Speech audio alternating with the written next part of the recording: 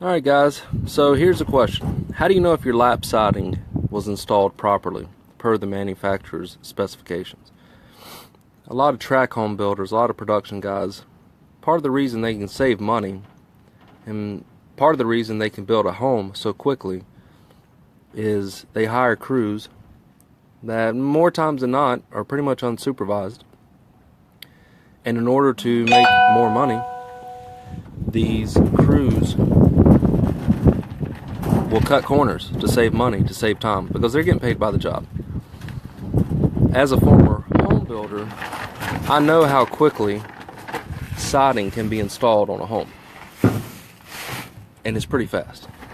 And I realize that within a few hours, a lot of these homes are sided, and if the builder's not watching, these guys will cut corners. So if you're worried that your siding's not installed properly, here's something simple to check for. And lap siding could be, more times than not nowadays, I'm talking about hardy, not composite. This wouldn't apply back then. Things have changed. So here's the deal. Imagine this is your siding. Okay? So you've got two pieces that meet up. You've got a butt joint. They overlap the next siding board, obviously. What you need to look for is in that joint, and sometimes the joints will be tight. Okay? So you may not be able to see this. I'm exaggerating. But what you need to look for is this shingle. It can be plastic, it can be metal.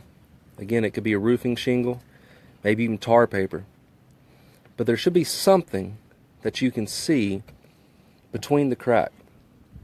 So what do you do if you can't see it because the crack is so tight, the joint is tight? Well, you have to go below, and I know this is impossible because of the sun. You have to go below and lift up the piece. Lift up the piece of siding just slightly. Lift it up just enough and peek up underneath. If you don't see the shingle, well, it's not there. If you can see the top of the siding piece on the next run below, if you can see the top edge, it's not there.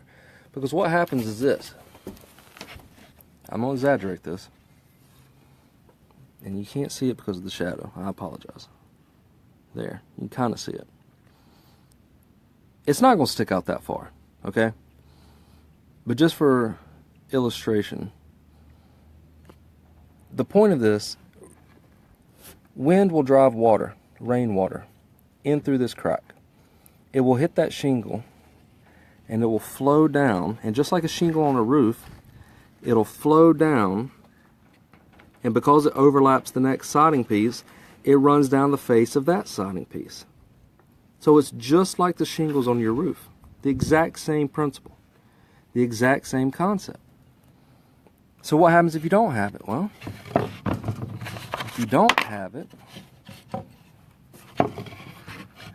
and I'm going to gap this, if you don't have it, rain gets driven in, a heavy storm, or when you pressure wash your house, rain gets driven in. There should be house wrap. There probably is, but it's not perfect.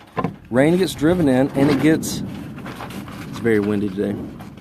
It gets behind the siding. It goes behind the siding. So now you've got water getting in behind your siding. It gets underneath it. And it's running down the inside of your siding. So if there's any opening, you have wires come out, you have pipes come out, windows, doors, staples, the nails they use to attach it. If they didn't tape the seams properly, water's going to get inside your house. If it gets inside the house, it's going to cause mold, it's going to cause rot, it's going to rot out your OSB, it's going to get into your insulation, cause mold, mildew, it's going to rot your studs, your framing, it's going to leach its way down because it follows gravity.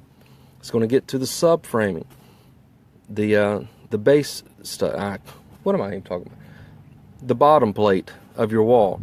It's going to damage your hardwoods. It's going to damage the subfloor. It's going to cause major problems, but it's going to take years to do it. And here's another bit of good news for you, just to make you feel even better.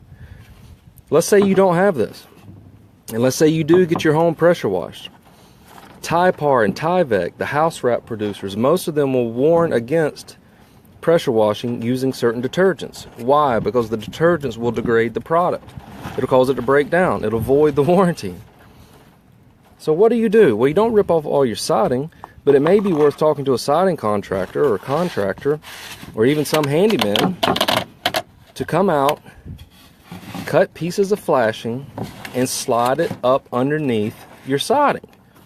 Yes, it's going to take a while. Yes, it's a pain, but it's going to save you tens of thousands of dollars potentially in the long run. It's not a difficult task, but it is so important and vital. So check your siding. Lift up the edges. If you can see the top edge of the bottom piece, then you don't have the flashing. If you can't, then you most likely have the flashing. If there's a gap and you can see between it, and you can see the top edge of the board beneath, you don't have the flashing, and you need the flashing. Well, good luck, guys. Hope that helped. A little educational moment here with Cedar Hill Construction, and check in later. Thank you.